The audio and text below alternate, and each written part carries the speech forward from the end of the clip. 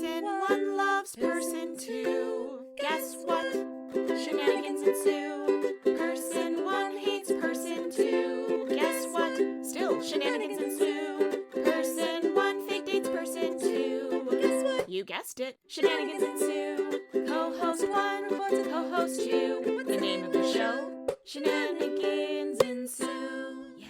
Hello, I'm Jasmine. And I'm Jane, and welcome to Shenanigans Ensue. A podcast where all this talk about true love's kiss really brings out the worst in me. So not true. I know. It's literally the opposite.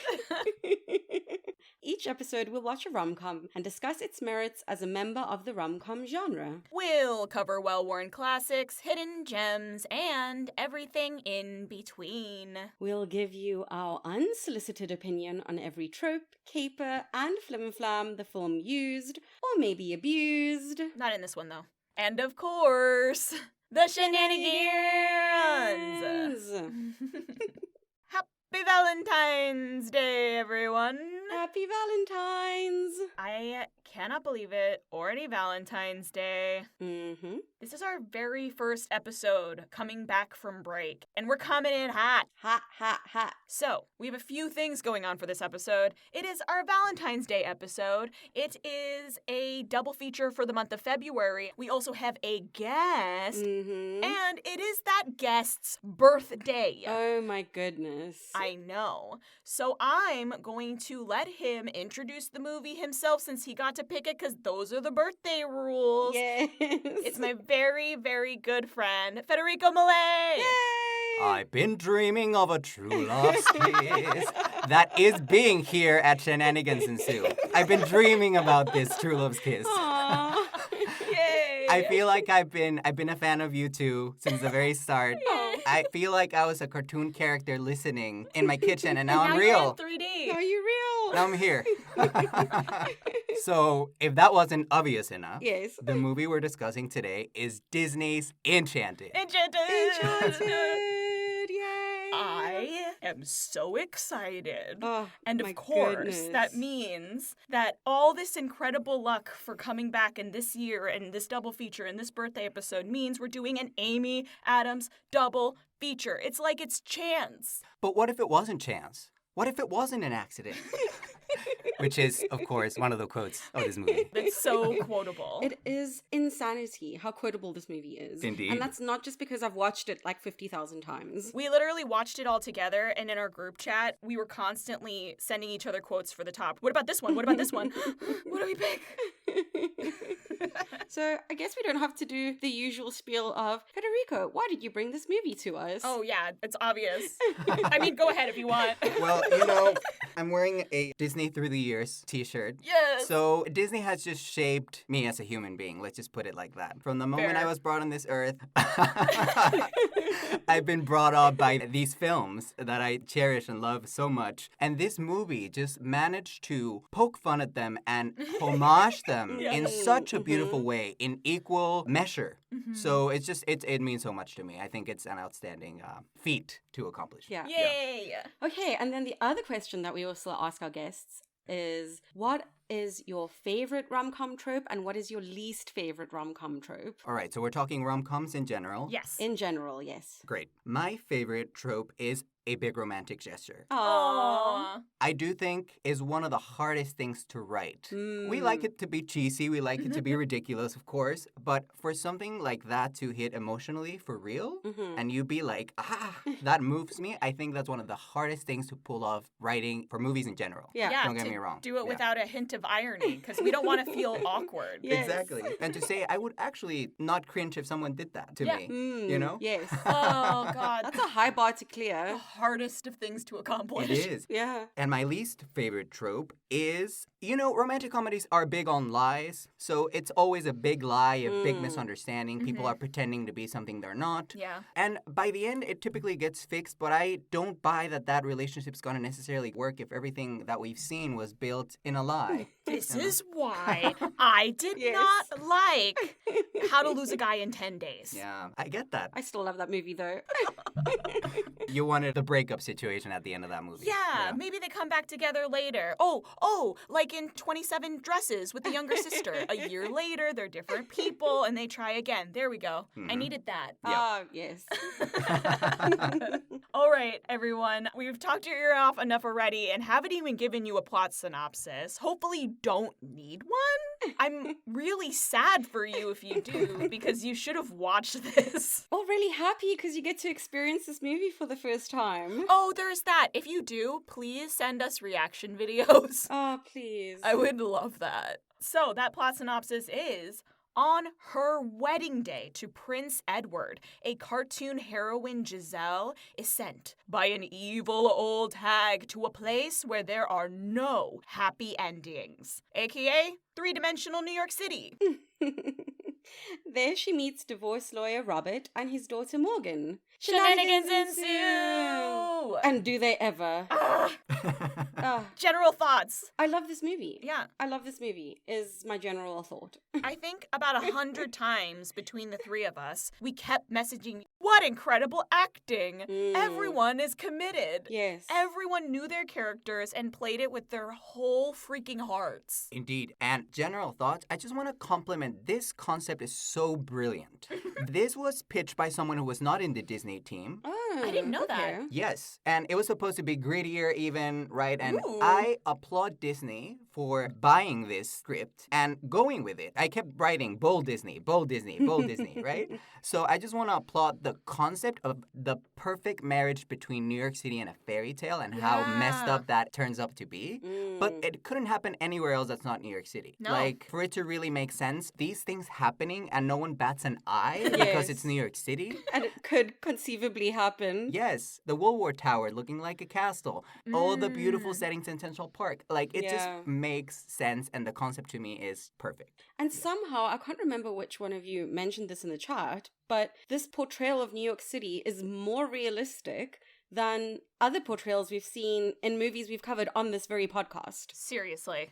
It is a disgusting place filled with beautiful, magical moments that make you wonder how any of this can be real. Yeah, and I mean, we're getting a little bit of a shenanigan here, but I just do love that you buy that these things that happen in the movie could happen. Yeah. Obviously, it's a comedy and it's exaggerated, but in the musical number, that's how you know all those things could be happening at the same time in Central Park. I've literally been a random pedestrian walking by people busking and had random other pedestrians start singing with them. Like, that's an actual thing that people will just do. Especially in the summer, vibes are high, it's warm.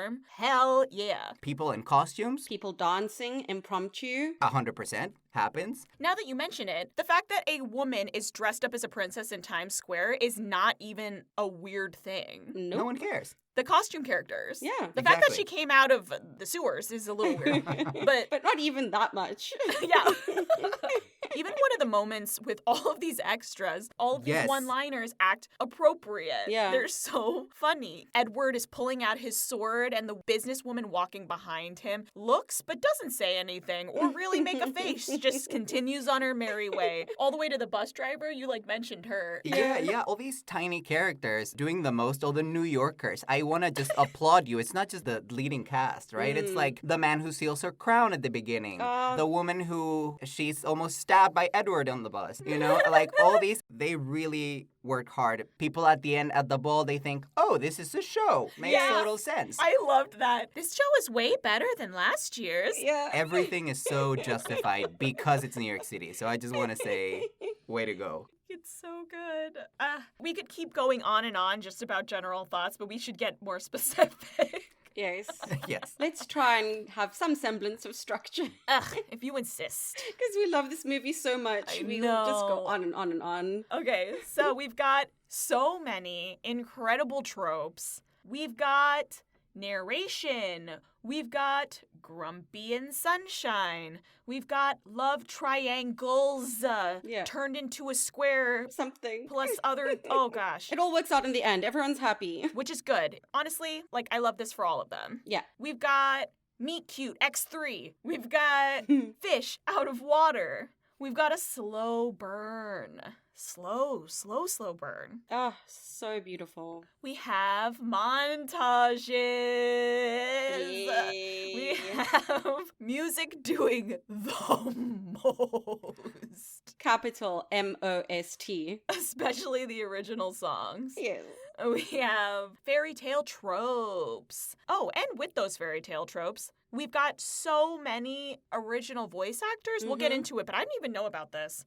We've got a quick wedding. That is a 24-hour turnaround, y'all. Yep.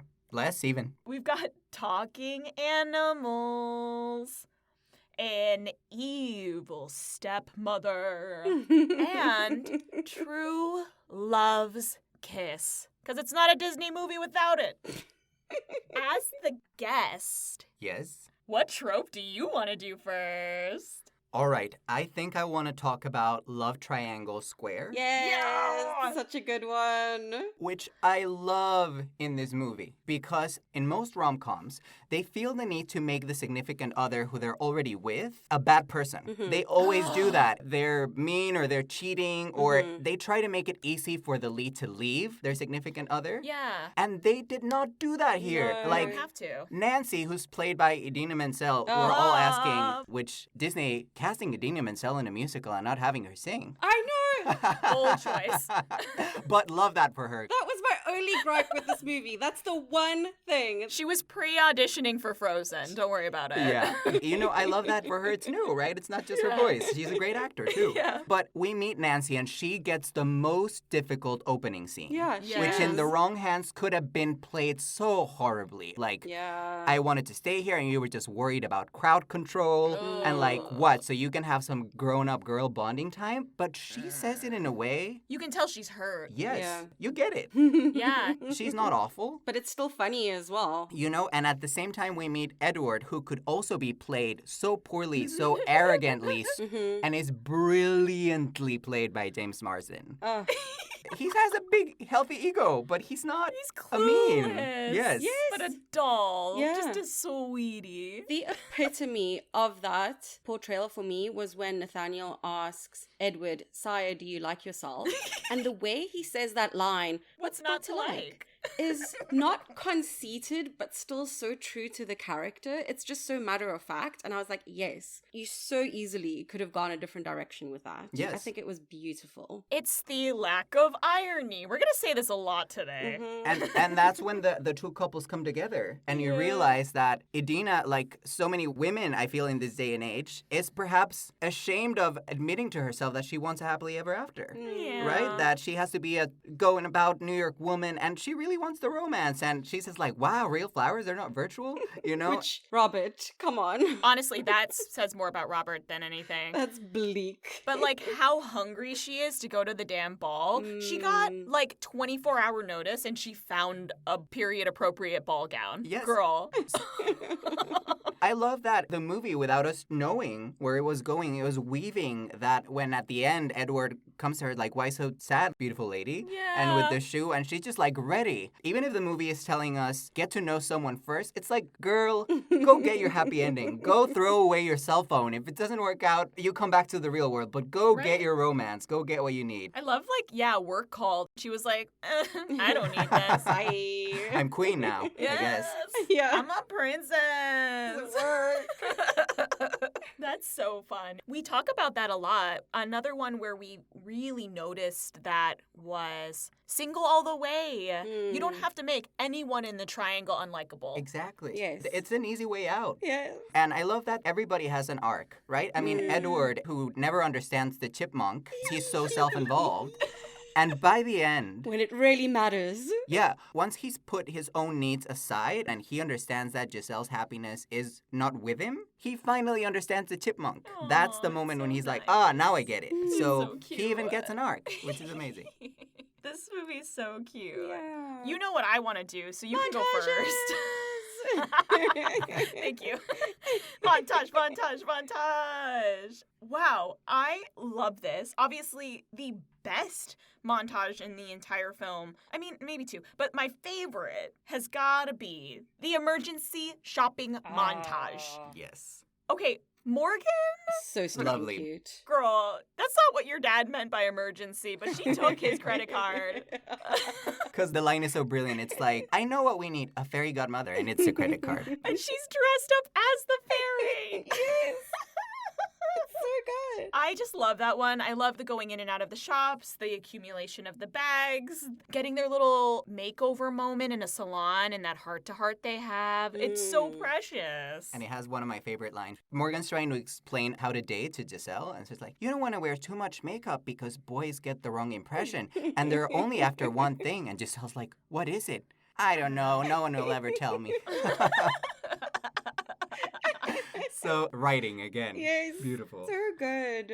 And that child actor is Brilliant. a grown-up now, but amazing. Adorable. I tear up every time when she asks Giselle, is this what it's like, shopping with your mother? Mhm, Oh, mhm. break my heart. What a doll. So sweet. Casting director, A+. Mhm. All around. It's like, Yeah. This was going to be incredibly hard to do. How many times have we seen rom-com actors not commit as far as they needed to? Yeah. And like, I don't know how. Everyone, despite opposite ends of the spectrum, grounded versus over-the-top cartoon, every step of the way it works. it does. Incredible. So lovely. The other montage that I super love is the ending epilogue montage. Oh, Gotta love that. so freaking good.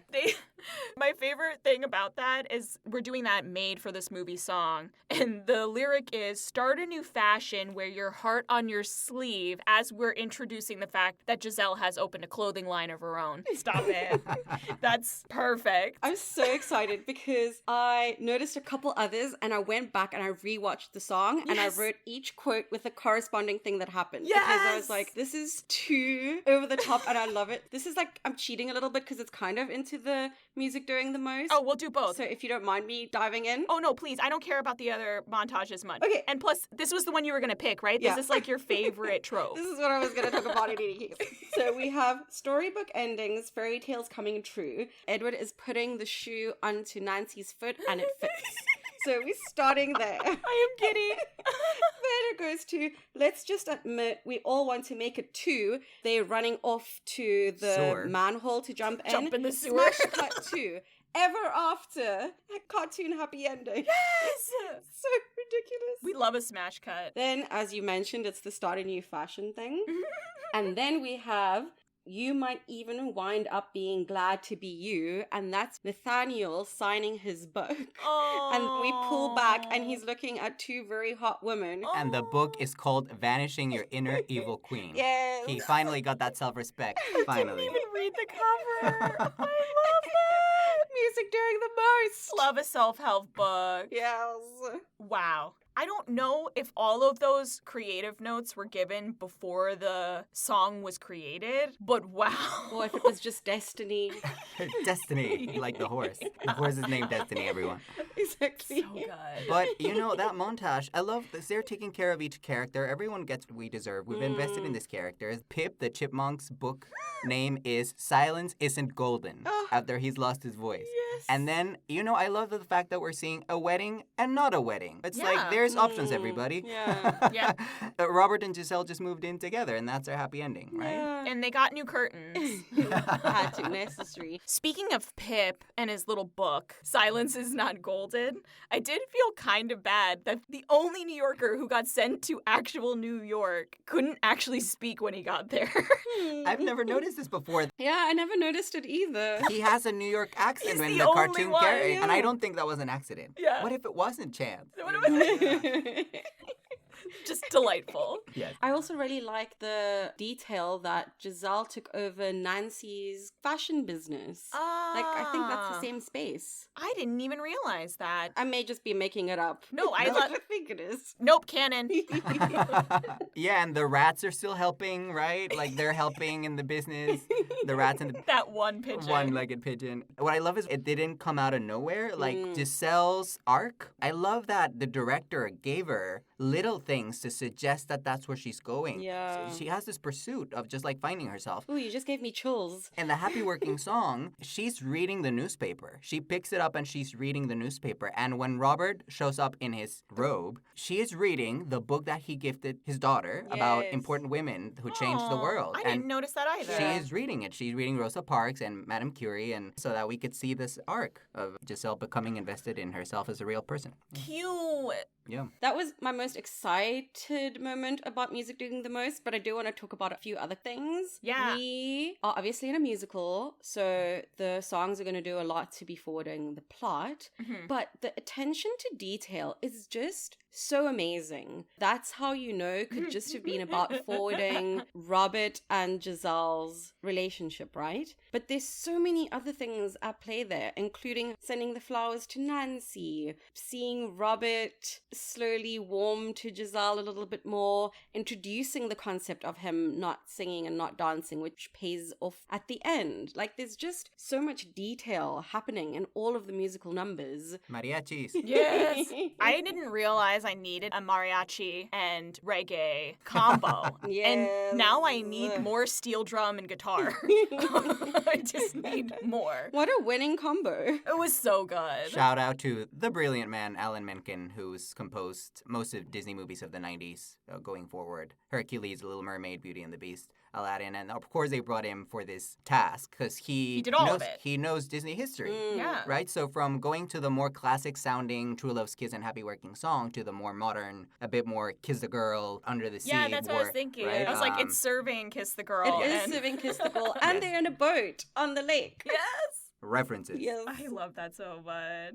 The quick little drop in. How does she know that you love her? It's and then so like, good. wait, how do you? He knows this song, and it's just. How does he know the song? He's like, thank you very much, dropping a $10 bill. Yes. We're gonna leave now, okay? Yeah, and paying attention right to the fact, again, like that music is diegetic in this world because the Happy Working Song, it doesn't matter because she's on her own.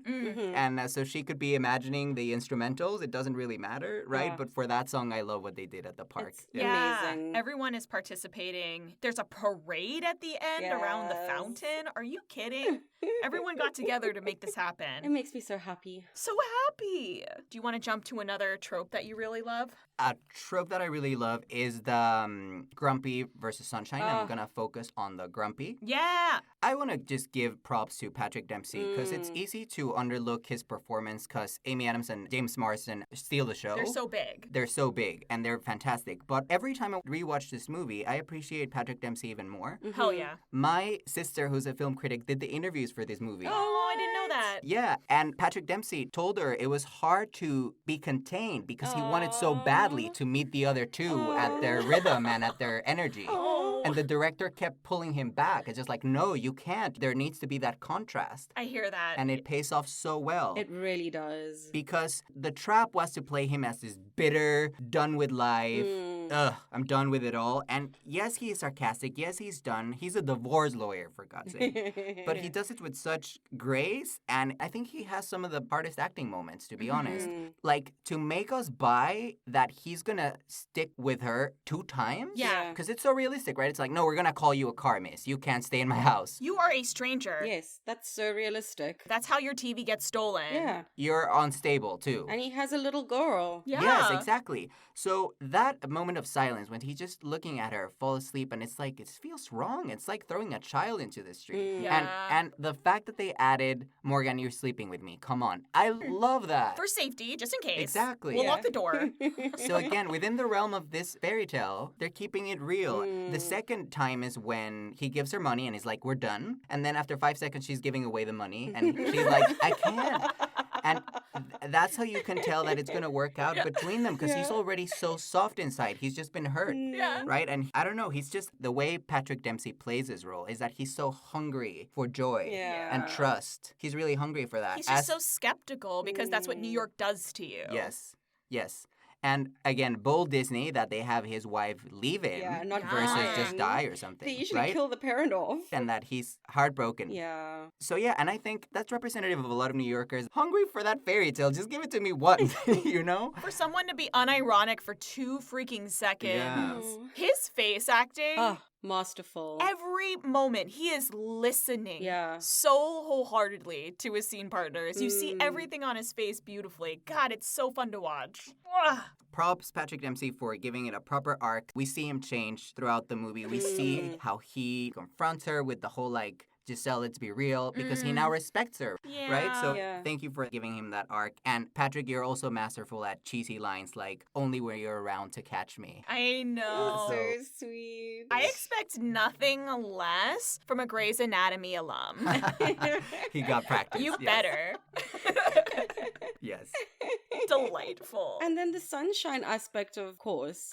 Yes. I mean, Amy Adams, not a hint of irony. Not one. She is phenomenal. The sweetness, the pureness, the happiness, every step of the way. Yeah. When she thinks that Pip is gone, she does this very understated, like, my friend is burned up in the fire, and just like being upset about it. And all these other beautiful little moments. Patrick Dempsey's character says something like, you've got to be kidding. And she's just like, no, I'm not.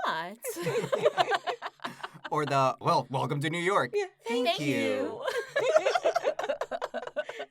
Yeah. Delightful. You're right. She's part of that trope too. Yeah. It's so easy to mock those roles. Yeah. Right? Yeah. Again, another cute trivia thing is the director told my sister that they were seeing hundreds and hundreds of actresses for this role. Sure. And he had a headache. And then the only person who made him forget that he had a headache was Amy Adams. Wow. In the audition room. I think it's just she's not mocking her. She's so sincere. So earnest. Yeah. And again, arc, because it's such a hard thing to do. Like, fairy tales are about when you leave childhood and you find adulthood, right? Yeah. And to be placed in this, like, teenage kind of character without making it look weird as a 30-year-old woman, Yeah. you know, and making it look creepy with Yeah. such honesty. Without it being cloying. Flawless. And her discovering anger is so endearing to me because she says to Robert earlier on, you're unhappy. And he says, no, I'm angry. It's an unpleasant emotion. Have you heard of it?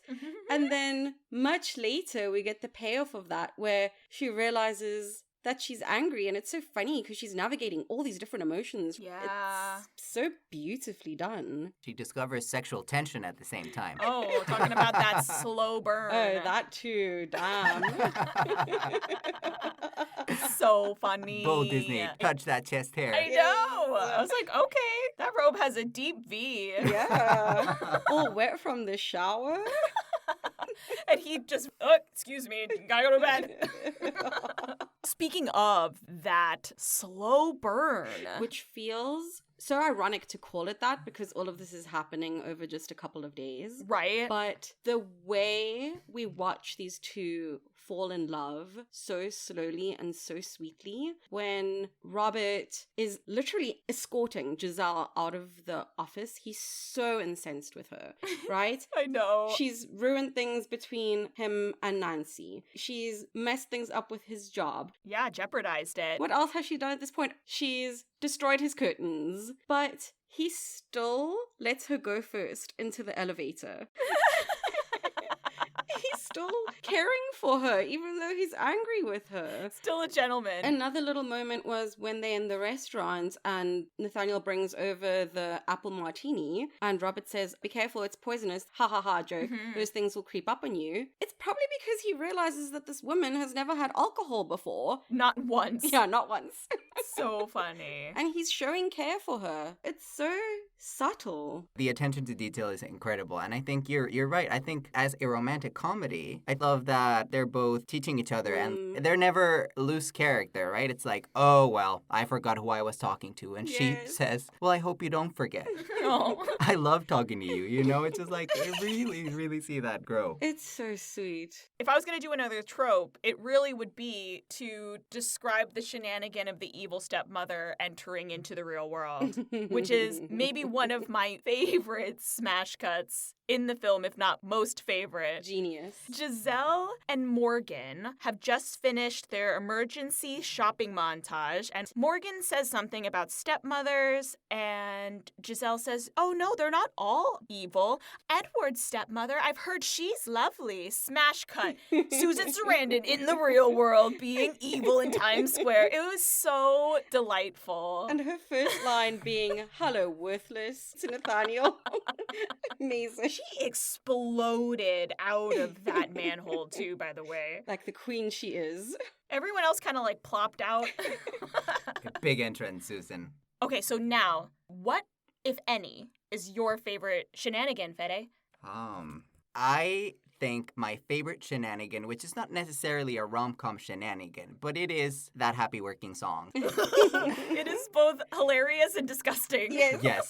I think it encapsulates why this movie works so brilliantly and the concept of truly marrying a Disney movie to New York City. And the fact that all she can get are cockroaches and one-legged pigeons and rats.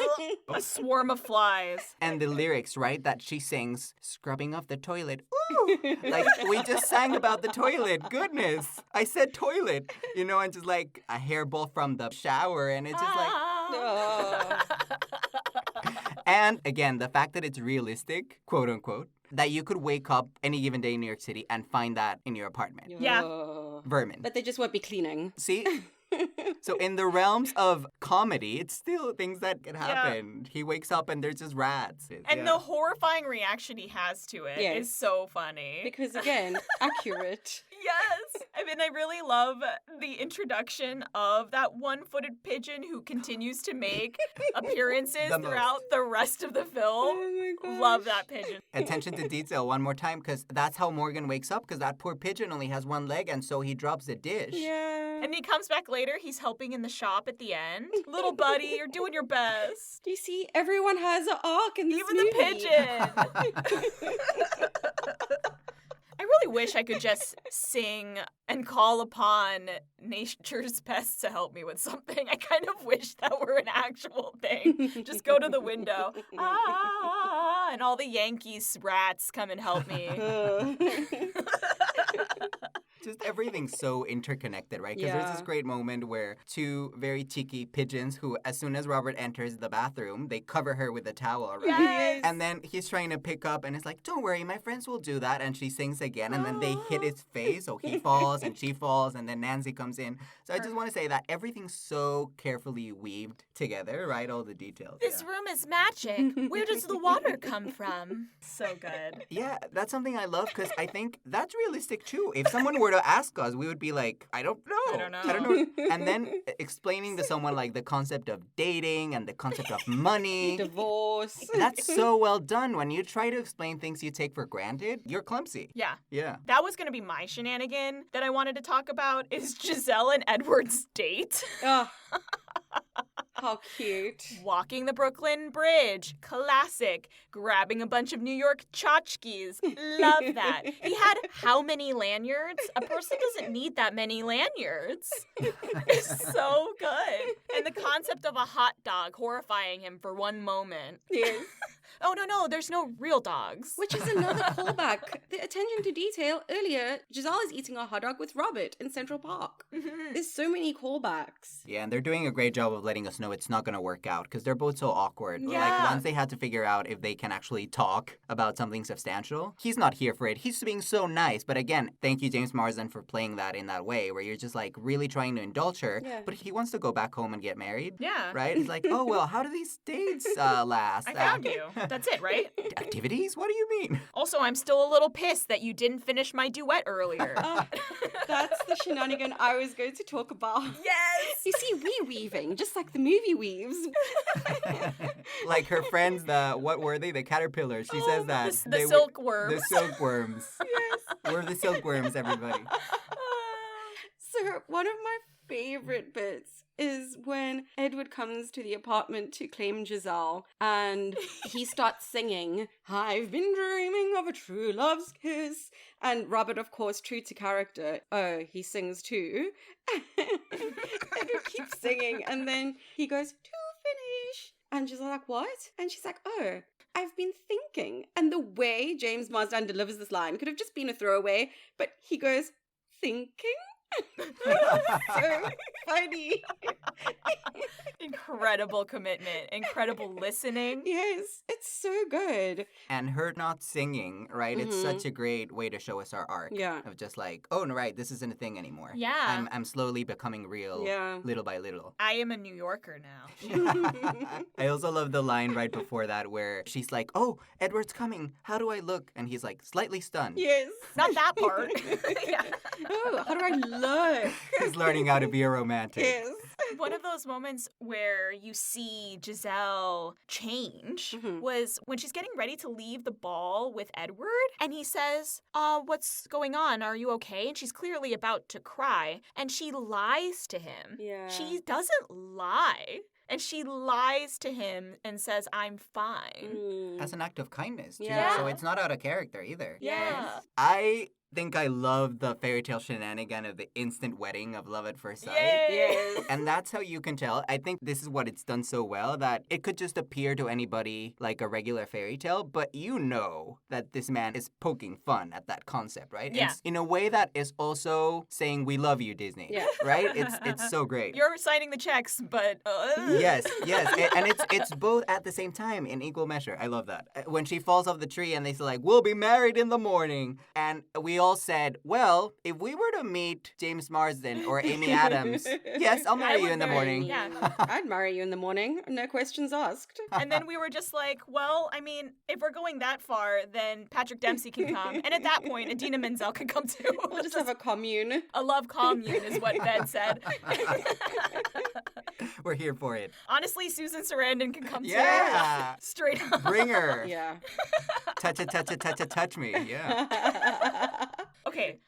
I have two shenanies, and they're both around the damn poison apples. Maybe even three shenanies. Mm. That scene where Nathaniel is receiving them from the pot in the kitchen and the evil witch is inside of the water. You can see this incredible editing work with the apples bobbing in and out depending on Queen Narcissa grabbing them and pulling them into her dimension and then releasing them and having them bob back to the top. It's so brilliant. Mhm. It's such incredible work. I don't think I appreciated it enough on previous watches, but it really is beautiful work. And then, like, they have the poison caramel apple in the park. It burns a hole in that guy's head. His hair is gone in that one spot. That's such fun little detail work. And then later on, this is when poor Nathaniel has really gone through it, and he is having a 10 a.m. martini. Like, it's rough out there. And he says something to the queen in the water of the martini, and she gets mad at him for losing almost all of the apples. And she's like, what do you think? These things grow on trees? And I thought that was the funniest line. Incredible. So right? smart. So funny. Love, love, love the focus around the apples. Still with the apples, I loved Pip's reenactment of the plot to kill Giselle with the apples. Yep. I mean, I know it's a cartoon, but it's just so good. Including when he sits on Nathaniel's drink to like take out the And a fake lovely iced narcissist. little apple. Yes. Are you kidding me? Watch me. Yeah, you watch me, okay? I watched it with the subtitles as actual words. I don't Yeah. know that I noticed before. Apple? Yeah. He's It's good. Okay, it's so Oh my funny. god. And hear how he does the little bit, like he does the little song. And then James Marsden reacting to what I said is conceivably a tennis ball on a stick. Yes. With so much joy and attention, and getting it so completely wrong is just delightful. And every time getting it wrong because he's being such a narcissist. Yes, exactly. I know. Everything's about him. Your stepmother is Narcissa, not you.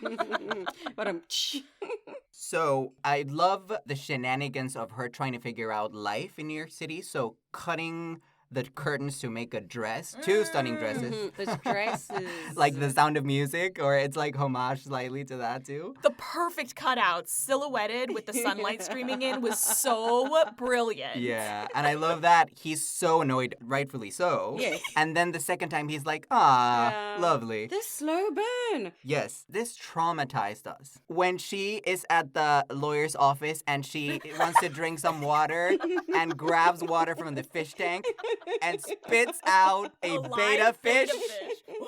Jane looked this up and apparently it was like made by the prop department. It looks real, everybody. It starts like, moving. there's no cuts. She spits. You cannot tell me that's not real. It's just, if that was real, give her an Oscar for that. I know. That alone. And I was seriously just like, this is incredible. I was worried about salmonella. I just like don't even know how they accomplished this. Movie magic, folks. Yeah, but the shenanigan I want to combine it with is that, again, attention to detail. She does this. She spits the fish in front of Jodie Benson, who voices Ariel in The Little Mermaid. Yay. So they cast all these Disney legend celebrities in small roles, like Paige O'Hara as the soap opera star. And they have one of my favorite lines when Nathaniel, he's projecting into the soap opera, and they go like, you disgust me. It's like, I don't need self-respect. I need your lips against mine. Anyway, thank you for casting Disney legends, for all those little winks and the fish. It's so delightful. And I mean, we didn't get into all of it. I highly recommend people watch the movie themselves and look at all the different homages. But since we hear, the narration is done by none other than Julie Andrews. Oh, Mary Poppins. Of course. It's just perfect. I feel like it would be a tremendous mistake not to go over some of our favorite moments from the ball scene before we move on. This entire ball scene is also flawless. Do you know how easy it is for the last 20, 30 minutes of a film to be so boring? Truly. This film doesn't do that, number one. And number two, it actually revs up in intensity somehow. Yes. The pieces fall into place so quickly. We get a fucking dragon. Yeah. And like my favorite thing about that is when they're on the roof, not only does the queen take Robert instead to go up, turning Giselle into the hero to save the damsel, she's up there on the roof, and instead of just like swinging around this little point bit at the top to avoid an attack, she like fan kicks around. It's just, you could not be more of a damn cartoon in that moment. This is so funny. Amy Adams doing the most once again. So good. And the fact that when she eats the poisoned apple, they bring out a fainting bench for her. Oh, actual fainting Like bench. 2 footmen. What is happening? And Jasmine called that the Eternal Sunshine apple because it's the one that makes you forget all your heartache. You're right, because typically in romantic comedies, that's a time when they're sad and moping. Yeah. They've just fought. All that needs to happen is for them to get back together, but there's so much That's going the most on here. boring part of the film. Yeah. There's so much happening, including all the angst of the final song. The literally so close and still so far is going over and over again as these two are dancing. Right. And then Nancy cuts in. Oof. Oh, there's so much happening. All these layers. Nancy and Edward's eyes, each time they turn in that waltz, they're like, and I'm staring, and pivot, turn, stare, and pivot, turn, still looking. Yeah. Alert. Yeah. Cheeky master of ceremony saying, like, you must invite a lady who you didn't attend with to dance. Plot shenanigans. Plot shenanigans. That doesn't make any sense. That doesn't happen at a ball. For this very romantic song. We need to look up European tradition, and I don't know, maybe it's a thing. We basically just needed Robert to sing to Giselle, just to complete the romantic gesture. Yeah, it's the arc. Now he sings. He's expanding his comfort zone. Yay! He now sings and dances. Ugh. And it also has one of my favorite lines, courtesy of James Marsden, when Susan Sarandon says, "Don't you think you're being a bit melodramatic, dear? I do not know what melodramatic means." What? Honey, it's you. It's you. It was you all along. Oh, I would And be also costume so department, remiss great if we job did in not touch showing on the her fact art. That girl took off her impractical shoes. Yes, she did in that ball. Yes. I wasn't even going to say anything because, truthfully, you went to a ball. You are wearing the appropriate shoes for a ball. Exactly. And you don't have a spare set of shoes at this ball. This is all circumstances with which, if you needed to keep them on, fair. But she took them off. She's about to climb a freaking building. She knew she's scaling a roof. Yeah. She knows she can't be having heels and it's raining outside. And again, the silkworms weaving the most. Make that a Cinderella moment where she drops the freaking shoe. Yeah. You know? And it's a perfect fit for Adina. Cannot.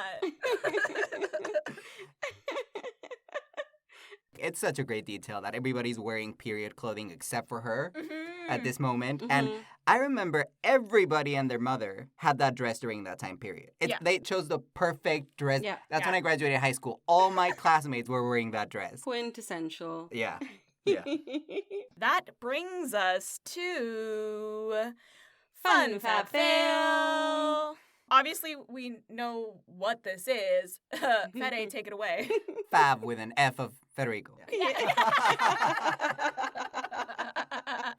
How could you give this anything else? Mm-mm. My partner popped by while I was watching the movie, and even he was just like, "Oh, what is this?" And I said, "Oh, Enchanted." And he's like, "Oh, one of the greats." And like, he's not a rom-com person. Aww. It is one of the greats. Speaking of this, because we could talk about the attention to detail, the Disney homage, the New York of it all, but strictly as a rom-com. Mm-hmm. Why I think this is fabulous is because I truly think they're going to make it. Yeah. We saw this couple go through something. I know it was a couple days, but it was enough that they both changed each other because they wanted to change. Yeah. And they're both better. Yeah. They're both better because they met each other. They're teaching each other. It's not just one changing the other person. It's like Giselle with, well, yeah, you say that, but how does she know that you actually love her? Like, you don't say it, right? Yeah. And no, miss, you have to go on dates and figure out if you're going to work out, so they change each other in equal measure and they expand their comfort zones because of each other. Yeah. So I really do think they have a shot. And I love the fact that they're not married because it's consistent with the movie, right? And this is our happy ending. Here Yeah. for it. Yeah.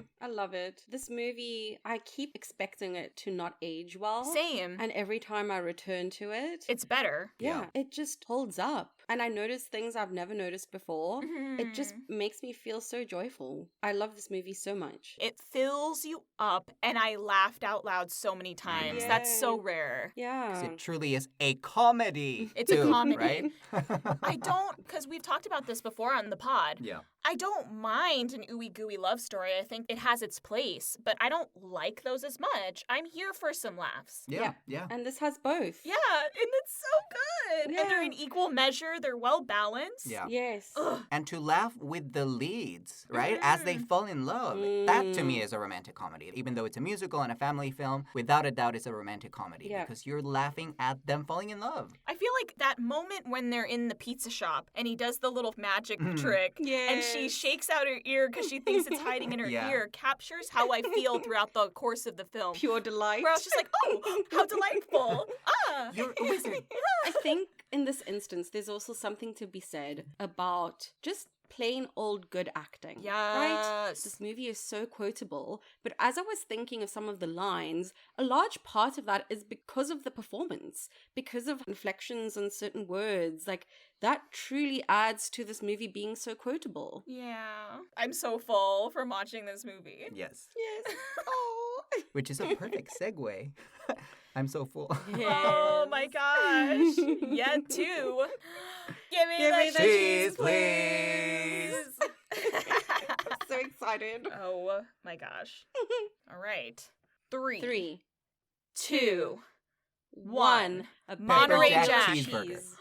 It Ooh. was really close. I've been, again, dreaming of this true love's kiss of just saying this at the same time. Great.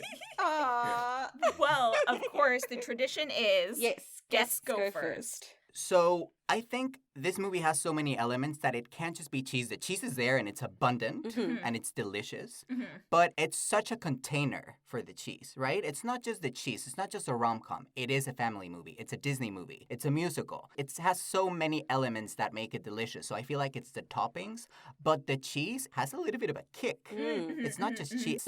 It's feisty and it's ironic and it's sarcastic. And I chose a burger because it's something that kids adore and you never stop loving. Like, a good burger is timeless. It's like, you can grow up. I watched this when I was 18. I would have loved it as a kid, I have no doubt. Yeah. I loved it when I was 18, and I love it even more now. Yeah. You know? So I think a burger is something that you never stop loving, and it's pepper jack because it's not just a classic burger like Princess Bride. It has a little bit of a kick, This right? movie is a full meal.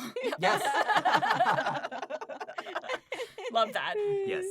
It was close to yours, you said. Yeah. It was Right. pretty It's close. close to yours. So you go, I'll go Jazz. next. Yeah, that makes sense. I chose Monterey Jack. The reason why I chose that, I almost picked Pepper Jack. For me, Pepper Jack and Monterey are both quintessential American cheese platter staples. So I felt really strongly that it needed to be something that you would see on basically any cheese platter that you would buy in a store.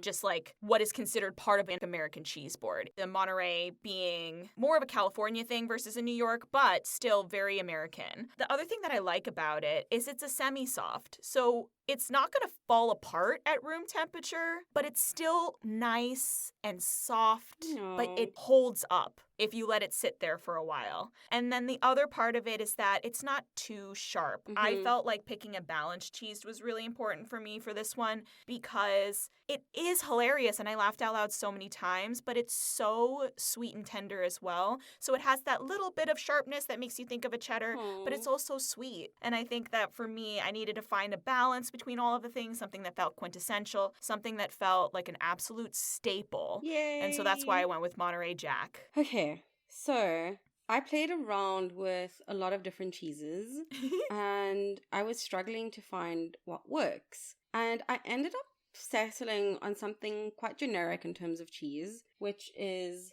just a big wheel of cheese. That's because I was at a cheese festival a couple years back and I attended a lecture, I guess, given by a cheesemaker. And at the end of the presentation, me being me, went up and spoke to him about it. And just kind of randomly, he asked me, would you like to hold this wheel of cheese? Yes. And yes. But someone took a picture of me holding this cheese. And I will post it in stories because I look so freaking happy. And Hey. this is how this movie makes me feel. Like, I couldn't get more detailed with this cheese choice. I think it's just the concept of cheese. I can see your face, my mind's eye. I'm like, oh my gosh, this is Jane at her happiest. This massive ass wheel of cheese. It's so gigantic and heavy. This is one of my favorite movies, truly. Yeah. And I love rom-coms. And that's just how all of the things make me feel. Like cheese and rom-coms and musicals and everything all rolled up together. And I'm so happy. And I'm so happy we did this episode. Okay, I'm done now. And I'm so happy you're here, Federico. And happy Yes. birthday. Thank Happy you. birthday. Can't think of a happier way to spend it. Aw, Yay. Yeah. So much joy. Amazing. Wow. There you have it. Yeah. That was our discussion of Enchanted. Let us know your thoughts on the movie. Any shenanigans we may have missed. Or what cheese you think it is. You can follow us on Instagram at shenanigansensuepod, or you can email us at shenanigansensuepod@gmail.com. And since And- we have a guest, Yes. Fede, where can they find you? At Fede Mallet, which is FEDEMALLET. And that's for Instagram, right? Yes. Sweet. We hope you'll join us next time. And until then, We wish you every happiness. Bye. bye. So, do you have any fun birthday plans? Yeah, I have multiple ideas. TBD. And I have Okay, planned TBD. exactly. That's fine. TBD. A watch party on Enchanted. Another watch Watch party. party. Maybe I'll do that. That sounds like something I We'll do walk on a around the Brooklyn Bridge and get those Statue of Liberty hats. birthday. Do like an Enchanted tour. Yes. We'll sing and have a parade in Central Park. In the winter. It's the winter version.